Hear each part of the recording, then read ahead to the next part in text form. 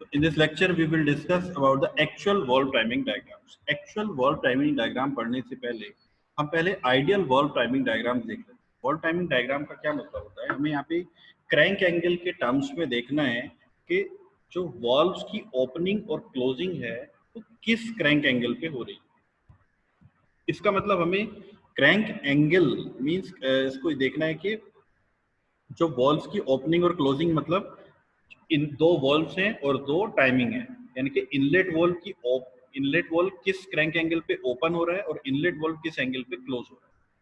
Inlet valve किस angle पे exhaust valve किस एंगल पे ओपन हो रहा है और एग्जॉस्ट वॉल्व किस एंगल पे क्लोज हो रहा है। तो ये चार टाइमिंग्स को हमें मेंशन करना है और साथ ही स्पार्क की टाइमिंग को भी हम इसमें मेंशन कर देंगे।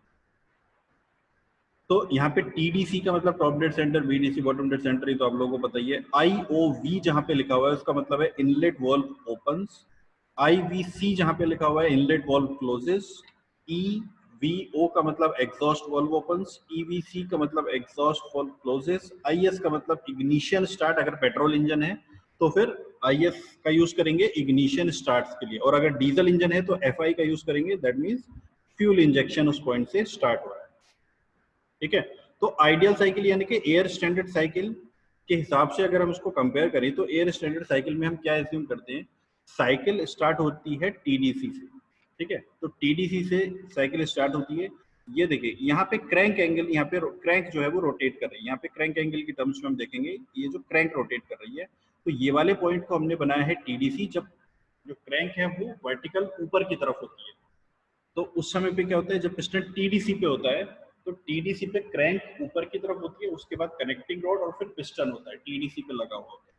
तो ये उस पोजीशन में डायग्राम यहाँ पे बना हुआ है। तो यहाँ से साइकिल स्टार्ट होती है जब पिस्टन TDC पे होता है। तो TDC से जब BDC की तरफ मूव करता है सक्शन स्ट्रोक में, तो जब पिस्टन TDC से BDC की तरफ मूव करता है तो TDC पे इनलेट वॉल्व ओपन हो जाता है एयर स्टैंडर्ड साइकिल के अकॉर्डिंग।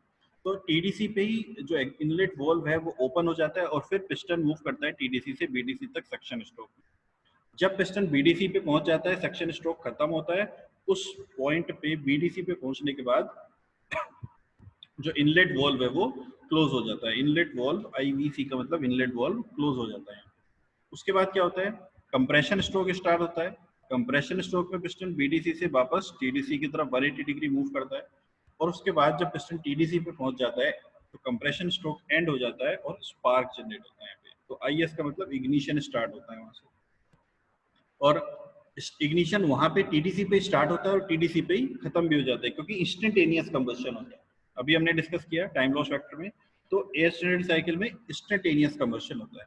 इंस्टेंटेनियस कंबशन होने की वजह से TDC पे ही कंबशन प्रोसेस खत्म भी होता है। उसके बाद शुरू होता है एक्सपेंशन स्ट्रोक, रेड कलर में दिख रहा है। एक्सपेंशन स्ट्रोक में पिस्टन मूव करता है TDC से BDC तक 180 डिग्री, और जब पिस्टन BDC पे पहुंच जाता है तो BDC पे पहुंचने के बाद एग्जॉस्ट वाल्व ओपन होता है। अभी हमने एग्जॉस्ट ब्लो डाउन में देखा, एक्चुअल साइकिल में एग्जॉस्ट वाल्व BDC पे से पहले ही ओपन हो जाता है। तो एग्जॉस्ट वाल्व ओपन होता है BDC पे, और उसके बाद में 180 डिग्री पिस्टन मूव करता है BDC से लेकर TDC तक, और एग्जॉस्ट वाल्व क्लोज हो जाता है। ठीक है, तो that is a theoretical valve timing diagram depending on the theoretical cycle या फिर आइडियल साइकिल या फिर एयर स्टैंडर्ड साइकिल के हिसाब से जो वाल्व टाइमिंग डायग्राम्स है वो इस तरीके का है। लेकिन एक्चुअल में जो वाल्व टाइमिंग्स डायग्राम, वाल्व की जो टाइमिंग्स है वो थोड़ी सी डिफर होती है, वो इस तरह से नहीं होती है जैसे इस डायग्राम में शो होती है। तो एक्चुअल वॉल्व टाइमिंग डायग्राम में देखते हैं कि जो टाइमिंग्स हैं वॉल्व के ओपनिंग और क्लोजिंग की वो किस तरीके से होती हैं, कितने क्रैंक एंगल डिग्रीज पे होती हैं, और उनका रीजन क्या है उसको करने का। तो that is the actual valve timing diagram of 4 stroke petrol engine. तो यहाँ पे हम देख रहे हैं 4 स्ट्रोक पेट्रोल इंजन का डायग्राम, जहाँ पे हम इसकी वॉल्व टाइमिंग्स को समझने वाले हैं। ठीक है, तो पेट्रोल इंजन है तो यहाँ पे IS का यूज करेंगे, इग्निशन स्टार्ट। यहाँ पे अगर हम देखें तो ग्रीन कलर का जो लाइन है सक्शन स्ट्रोक की, उससे हम स्टार्ट करते हैं।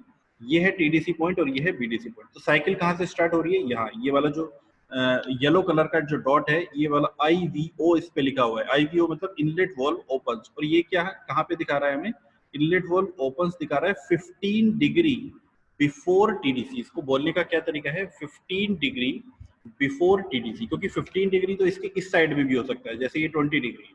तो इसको शो करने का तरीका होता है 15 डिग्री बिफोर TDC।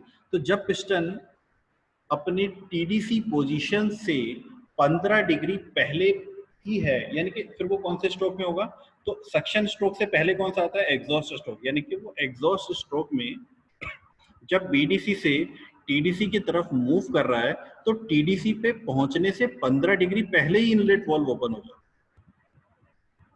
ठीक है, तो 15 डिग्री पहले ही इनलेट वाल्व ओपन हो जाता है। अब समझते हैं इसका रीजन क्या है, 15 डिग्री पहले इसको ओपन क्यों करते हैं।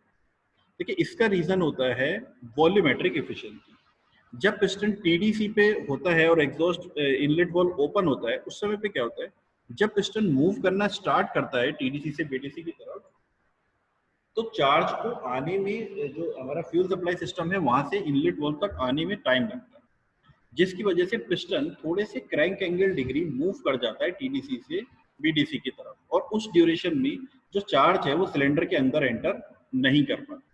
तो ताकि चार्ज जैसे ही इनलेट वाल्व ओपन हो तुरंत सिलेंडर के अंदर एंटर करना शुरू कर जाए, इसलिए हम इनलेट वाल्व को थोड़ा सा पहले ही ओपन कर देते हैं, ताकि जो चार्ज है वो बिल्कुल एकदम सिलेंडर के इनलेट वाल्व पे आके और उसमें एंटर करने के लिए रेडी रहे।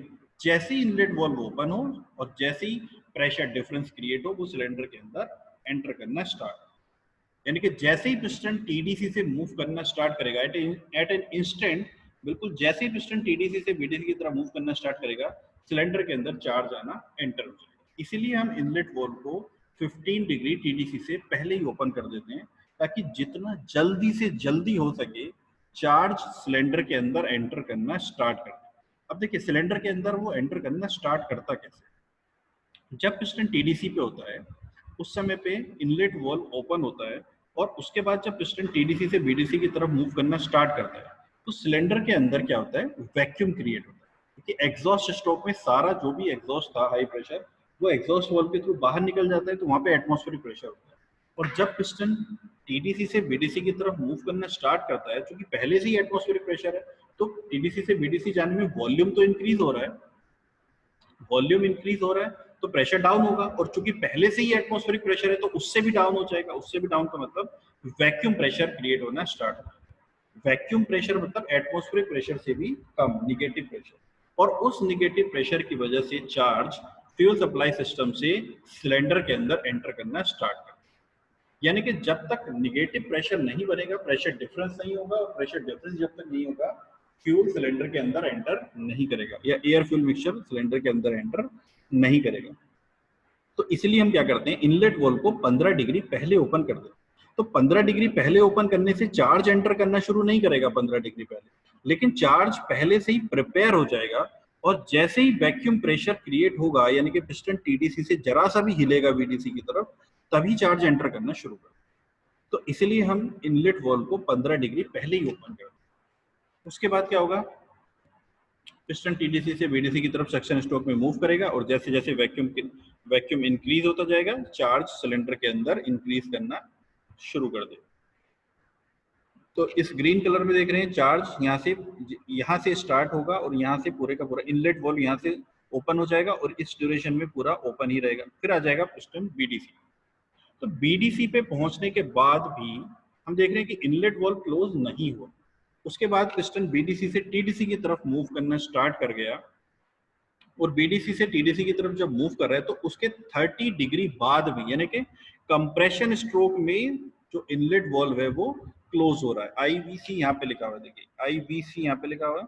तो इनलेट वाल्व जो है वो कंप्रेशन स्ट्रोक में बीडीसी पे पहुंचने के 30 डिग्री बाद में क्लोज होगा। अब समझते हैं इसका रीजन क्या है। देखिए, चार्ज जो है वो वैक्यूम क्रिएट होने की वजह से फ्यूल सप्लाई सिस्टम से सिलेंडर के अंदर एंटर कर रहा है।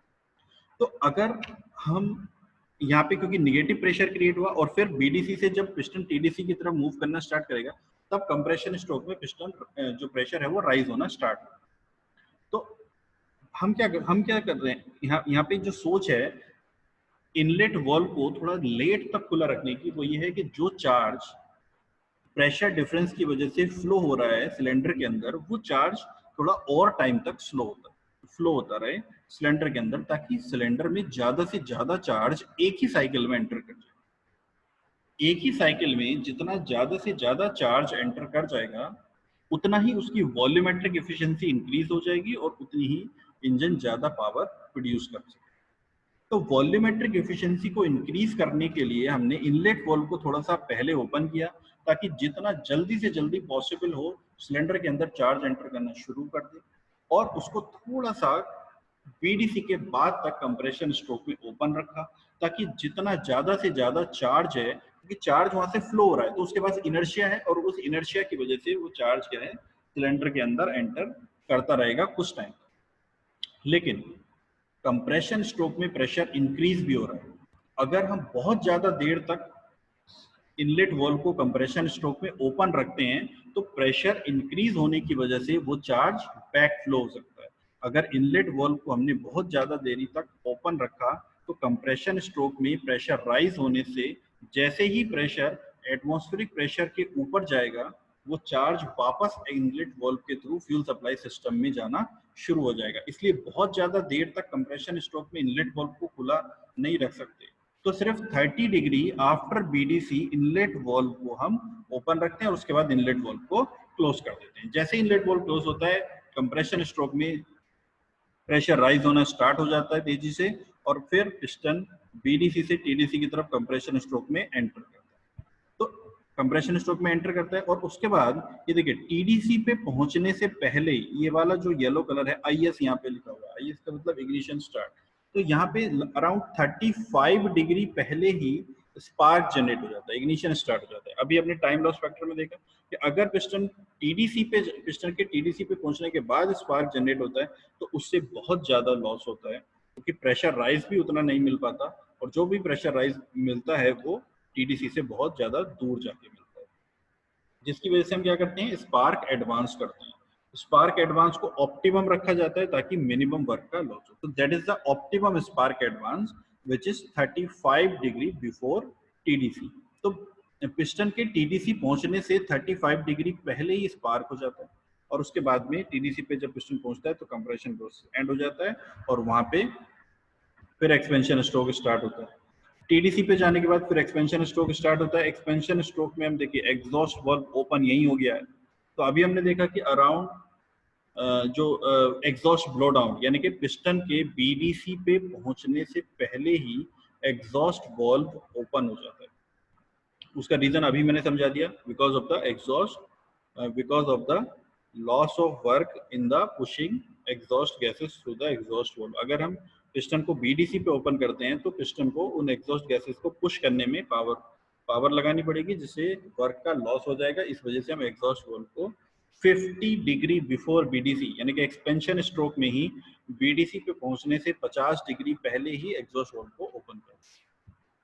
तो रीजन इसका समझ में आ गया, ये भी मैंने डिस्कस किया था। और उसके बाद में जो पिस्टन है वो बीडीसी पे पहुंच जाता है, एक्सपेंशन स्ट्रोक एंड होता है, फिर एक्सपेंशन स्ट्रोक में ये जो एग्जॉस्ट वाल्व है तो पहले ही खुल गया, और उसके बाद भी एग्जॉस्ट स्ट्रोक में पिस्टन बीडीसी से टीडीसी की तरफ मूव करता है, टीडीसी तक पहुंच जाता है, लेकिन एग्जॉस्ट वाल्व अभी भी नहीं क्लोज हुआ। और ये हम देख रहे हैं कि जब पिस्टन सक्शन स्ट्रोक में टीडीसी से बीडीसी की तरफ मूव करना स्टार्ट कर देता है तो उसके बाद यहाँ पे एग्जॉस्ट वाल्व क्लोज होता है। कितना है ये ड्यूरेशन? 20 डिग्री। तो पिस्टन के टीडीसी से बीडीसी की तरफ ट्रेवलिंग स्टार्ट करने के 20 डिग्री बाद एग्जॉस्ट वाल्व होगा, ठीक है। लेकिन जो इनलेट वाल्व है वो टीडीसी पे पहुंचने से 15 डिग्री पहले ही ओपन भी हो गया था, यानी कि 15 डिग्री पहले इनलेट वाल्व ओपन हो गया और 20 डिग्री बाद एग्जॉस्ट वाल्व क्लोज हुआ, यानी कि ये 15 डिग्री और प्लस 20 डिग्री 35 डिग्री जो है ये ऐसा ड्यूरेशन है जिस ड्यूरेशन में इनलेट वाल्व भी ओपन था और एग्जॉस्ट वाल्व भी ओपन था। तो इस ड्यूरेशन को हम बोलते हैं वॉल्व ओवरलैप। ये जो टर्म है इसको थोड़ा ध्यान से समझने की जरूरत है। वॉल्व ओवरलैप, जिस ड्यूरेशन में इनलेट वाल्व और एग्जॉस्ट वाल्व दोनों एक साथ खुले रहते हैं। तो एग्जॉस्ट वाल्व को 20 डिग्री टीडीसी के बाद बंद करने का रीजन यही है, जो एग्जॉस्ट गैसेस हैं जब पिस्टन टीडीसी पे पहुंच जाता है तो टीडीसी पे पिस्टन के पहुंचने के बाद भी ऊपर थोड़ा सा वॉल्यूम रह जाता है, जिसको बोलते हैं क्लियरेंस वॉल्यूम। तो जो एग्जॉस्ट गैसेस हैं वो क्लियरेंस वॉल्यूम में ट्रैप रहती हैं, वो उसमें फंसी रह जाती हैं। तो जैसे ही फ्रेश चार्ज वहां से एंटर करना शुरू करेगा इनलेट वाल्व से फ्रेश चार्ज एंटर करना शुरू करेगा तो उस इनलेट वॉल्व के आने की वजह से, चूंकि इनलेट वॉल्व कुछ स्पेस ऑक्यूपाई करेंगे और स्पेस तो उतना ही है जितना क्लियरेंस वॉल्यूम है, तो इनलेट वॉल्व से जैसे ही फ्रेश चार्ज एंटर करना शुरू करता है तो वो उन एग्जॉस्ट गैसेस को थोड़ा सा पुश कर देता है एग्जॉस्ट वॉल्व की तरफ। तो इनलेट चार्ज के आने की वजह से जो एग्जॉस्ट गैसेस वहां पे क्लियरेंस वॉल्यूम में बची रह गई थी वो थोड़ा सा एग्जॉस्ट वॉल्व से बाहर निकलना शुरू हो जाती है, जिसकी वजह से हम एग्जॉस्ट वॉल्व को थोड़ी देर तक खुला रखते हैं। लेकिन बहुत ज्यादा देर तक अगर हम इसको खुला रखेंगे तो आपको पता ही क्या होगा, फिर क्या होगा, फ्रेश चार्ज एग्जॉस्ट वॉल्व से बाहर निकलना स्टार्ट कर देगा। ठीक है, तो दैट इज द ड्यूरेशन जिसमें इनलेट वॉल्व भी ओपन है और एग्जॉस्ट वॉल्व भी ओपन है, that duration is the valve over. तो रीजन समझना यहाँ पे इंपॉर्टेंट है। क्रैंक एंगल डिग्री में थोड़ा सा 19-20 हो सकता है, लेकिन रीजन समझ में आना चाहिए। इनलेट वॉल्व को टीडीसी से पहले ओपन क्यों किया, ताकि जितना जल्दी से जल्दी हो सके चार्ज सिलेंडर के अंदर एंटर करना स्टार्ट कर। इनलेट वॉल्व को कंप्रेशन स्ट्रोक में बीडीसी के 30 डिग्री बाद में क्यों क्लोज किया, ताकि जितना ज्यादा से ज्यादा चार्ज हो सके वो सिलेंडर के अंदर एंटर कर सके और सिलेंडर की वॉल्यूमेट्रिक एफिशिएंसी इंक्रीज हो सके। स्पार्क को पहले क्यों किया, because of the time loss. ठीक है, एग्जॉस्ट वॉल्व को पहले ओपन क्यों किया, बिकॉज ऑफ द, क्योंकि पिस्टन जो है वो काफी ज्यादा वर्क उसको करना पड़ेगा वरना एग्जॉस्ट गैसेस को बाहर निकालने। और एग्जॉस्ट वॉल्व को बाद में क्लोज क्यों किया, ताकि जो जितनी भी एग्जॉस्ट गैसेस क्लियरेंस वॉल्यूम में ट्रैप रह गई हैं वो एग्जॉस्ट वॉल्व के थ्रू जितनी ज्यादा से ज्यादा हो सके वो बाहर निकल सके। तो these are the reasons for the early opening of inlet valve and exhaust valve, and also the late closing of inlet and exhaust valve. तो ये जो डायग्राम है that is a 4 stroke petrol engine का ही diagram है। अब देखेंगे हम actual valve timing diagram of 4 stroke diesel engine. लेकिन डीजल इंजन में क्या है, सिर्फ क्रैंक एंगल डिग्रीज का ही डिफरेंस आएगा और इग्निशन की जगह पे क्या होगा, इंजेक्शन स्टार्ट होगा। ठीक है, तो फ्यूल इंजेक्शन स्टार्ट और फ्यूल इंजेक्शन क्लोज, यहाँ पे 2 पॉइंट यहाँ पे ऐड हो गए हैं। फ्यूल इंजेक्शन स्टार्ट, तो फ्यूल इंजेक्शन स्टार्ट यहाँ पे ये आपको दिख रहा है और फ्यूल इंजेक्शन क्लोजेस ये यहाँ पे आपको दिख रहा है। तो 25 degree after TDC fuel injection close हो रहा है और 25 डिग्री बिफोर टीडीसी जो इंजेक्शन है वो स्टार्ट हो रहा है। तो इस ड्यूरेशन में इंजेक्शन हमारा फ्यूल इंजेक्शन चलता रहता है। 25 डिग्री बिफोर टीडीसी स्टार्ट होता है कंप्रेशन स्ट्रोक में और फिर एक्सपेंशन स्ट्रोक में 25 डिग्री आफ्टर टीडीसी ये चलता रहता है। बाकी अर्ली ओपनिंग ऑफ, ये देखिए इनलेट वॉल्व पहले ओपन हो गया और इनलेट वॉल्व बाद तक ओपन रहा, लेकिन क्रैंक एंगल डिग्री यहाँ पे चेंज हो गई। ठीक है, क्रैंक एंगल डिग्री जो थे वो यहाँ पे चेंज हो गई और उसी तरह से क्या है, यहाँ पे देखिए 25 है और यहाँ पे भी 25 है, उसमें अलग थी। एग्जॉस्ट वॉल्व पहले ओपन हुआ और बाद तक ओपन रहा। ठीक है, तो क्या है यहाँ पे कि एग्जॉस्ट वॉल्व के ओपन होने की जो क्रैंक एंगल डिग्रीज हैं, इनलेट वॉल्व के ओपन और क्लोज होने की जो क्रैंक एंगल डिग्रीज हैं वो सिर्फ चेंज हो जाती है, लेकिन रीजन सेम रहेगा। इनलेट वॉल्व को पहले ओपन करने का रीजन जल्दी से जल्दी चार्ज एंटर करना शुरू कर जाए। इनलेट वॉल्व के लेट क्लोज होने का जो रीजन है वो यही है कि ज्यादा से ज्यादा चार्ज एंटर कर सके, ज्यादा से ज्यादा एयर एंटर कर सके। यहाँ पे एग्जॉस्ट वॉल्व के जल्दी ओपन करने का रीजन वही है, exhaust flow down. Exhaust valve के लेट क्लोज होने का रीजन वही है कि जितनी ज्यादा से ज्यादा गैसेस है वो बाहर निकल सके। ठीक है, तो रीजन यहाँ पे वही रहेगा, सिर्फ क्रैंक एंगल डिग्रीज यहाँ पे चेंज। तो these are the actual valve timing diagrams of 4 stroke petrol and diesel engine. उसके बाद बात करते हैं 2 stroke petrol and diesel engine की। तो 2 स्ट्रोक पेट्रोल और डीजल इंजन में वॉल्व्स नहीं होते, वहाँ पे क्या होते हैं, पोर्ट्स होते हैं। इसलिए 2 स्ट्रोक डीजल और पेट्रोल इंजन का वॉल्व टाइमिंग डायग्राम कहीं भी ना तो आपसे कोई पूछेगा और ना ही आप उसको बनाने बैठ जाएंगे, कि 4 stroke petrol engine, 2 stroke petrol और 2 स्ट्रोक डीजल इंजन में वॉल्व्स नहीं होते हैं, पोर्ट्स होते हैं जिनकी ओपनिंग और क्लोजिंग जो है वो पिस्टन के मूवमेंट से डिसाइड। ठीक है, तो इस टॉपिक में बस इतना ही है। ये actual valve timing diagrams of 4 stroke petrol and diesel engine.